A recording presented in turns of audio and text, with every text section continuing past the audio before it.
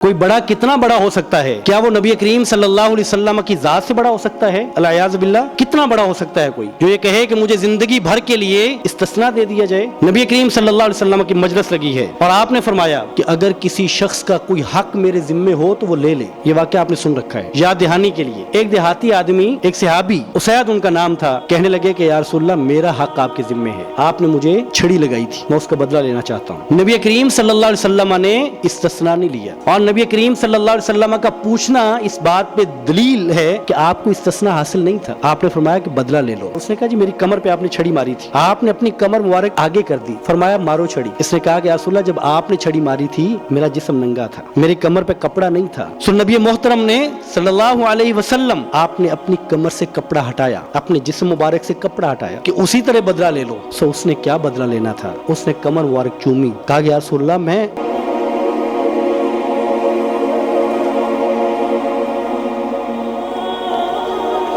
کیسے بدلہ لے سکتا ہوں؟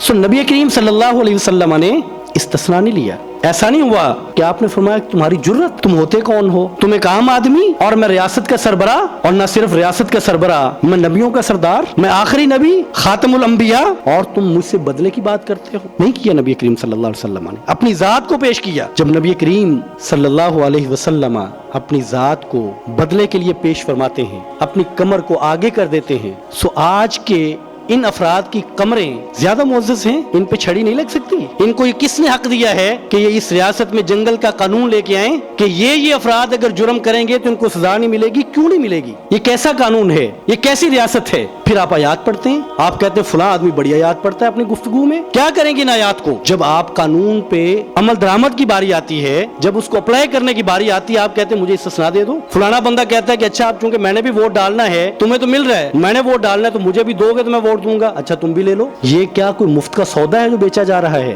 نبی کریم صلی اللہ علیہ وسلم نے قانون کو نافذ کرتے ہوئے نہ شخصیت دیکھی ہے، نہ خاندان دیکھا ہے، نہ حسب النسب دیکھا ہے۔